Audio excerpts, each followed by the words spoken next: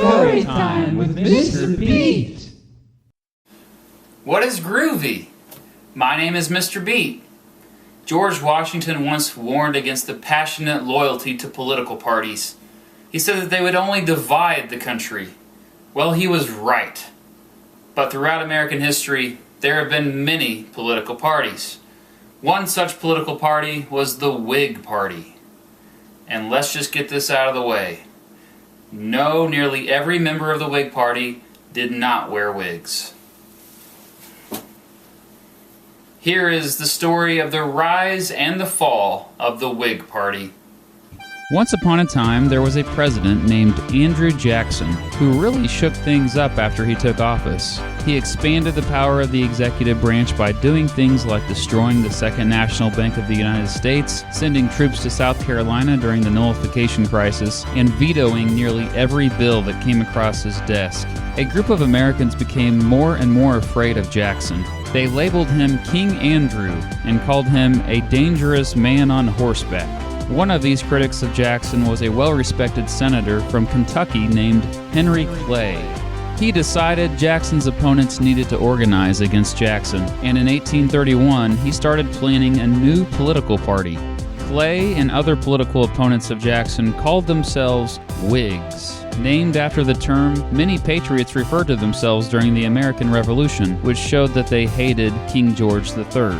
The Patriots actually stole the term from the British Whig political party, which originated because of its anti-king stance. Henry Clay ran as a Whig in the 1832 presidential election against Andrew Jackson, but got his butt kicked in the election, only getting 49 electoral votes to Jackson's 219. Jackson and his supporters had done a great job at portraying Clay and the Whigs as a party just devoted to the rich and aristocratic. By the way, Jackson and the Democrats had almost as many rich supporters as the Whigs did. Throughout the 1830s, though, the Whig Party became more popular, with many candidates winning national elections and becoming members of Congress. Though there were many factions or conflicts within a group, the Whigs generally shared many beliefs. They all tended to like Henry Clay's American system, an economic plan that had three main ideas. 1. Have a high tariff to protect and promote industry in the United States. 2. Have a national bank to encourage trade and loan money to businesses. 3. Federal handouts for roads, canals, and other big internal improvements to help farming and to help the country grow and help the country stay connected. The Whig Party also supported the supremacy of Congress over the president and a more modern, market-oriented economy. Many Whigs would be kind of considered liberal by today's standards. They had radical ideas like arguing that all children had to attend school to teach moral values, and some even argued for the prohibition of alcohol.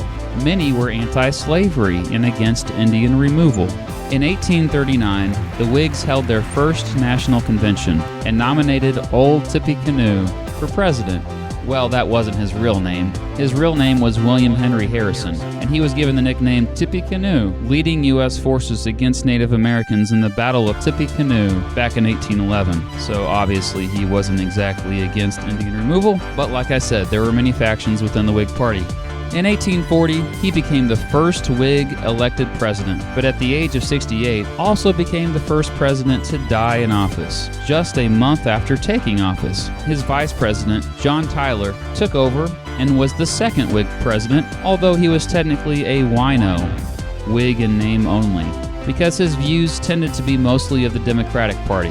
He ended up vetoing a lot of Whig legislation, and the Whig Party would kick him out of the party for that. Meanwhile, the early 1840s was the golden age for the Whigs. From 1840 to 1844, they had the majority in Congress. But then, almost out of nowhere, this guy named James Polk became the Democratic nominee for president for the 1844 election, crying, "Manifest Destiny! Manifest Destiny!" The Whigs nominated Henry Clay again, and Clay was loved by many, but dang it, he had a long history of losing presidential elections. When he narrowly lost to Polk in the election, it was his fifth presidential election he had lost. Clay and most Whigs were generally opposed to annexing Texas because they saw it as a shady land grab. Polk, and most Americans, thought otherwise. The election of 1844 marked the beginning of the end of the Whig Party. They no longer had a majority in Congress, and the Democrat Polk was successful in actually getting done what he said he would do during his campaign. The Whigs lucked out in the election of 1848. Their presidential candidate was a hero of the Mexican-American War, Zachary Taylor, and the Democrat candidate that year, Lewis Cass, lost many votes to former president and Free Soil Party candidate Martin Van Buren. Taylor won the election, and things again were looking good for the Whigs. But the Compromise of 1850 deeply split Northern and Southern Whigs over the issue of the expansion of slavery out west. In July 1850, President Taylor died, and his vice, Millard Fillmore, would become the fourth and final Whig president. During his presidency, new issues like dealing with the rising number of immigrants, the problems with alcohol in society, and the growing number of abolitionists, or people against slavery, began to split up the Whig Party even further. The Whigs were never that united to begin with. In 1852, two of the Whigs' greatest leaders, Henry Clay and Daniel Webster, both died, further weakening the party. That year, the Whigs nominated another Mexican-American war hero, popular General Winfield Scott. But Scott lost the election badly to Democrat Franklin Pierce. Whig Representative Lewis D. Campbell of Ohio said it best: "We are slain. The party is dead. Dead, dead." In 1854, the Kansas-Nebraska Act split the Whigs even more. Northern Whigs did not like the law. One such man was Abraham Lincoln, who left the Whig Party and joined the brand new Republican Party. Other Whigs left the party to join the Know Nothing Party, attracted to it because of their anti-immigrant beliefs. By 1856, the Whig Party barely existed, although many of their core beliefs were still there in other political parties. Ex-Whigs would dominate the Republican Party during the Lincoln administration, but by this time, few Whigs were on any ballots because the party officially dissolved in 1860. And that was it. Or maybe not.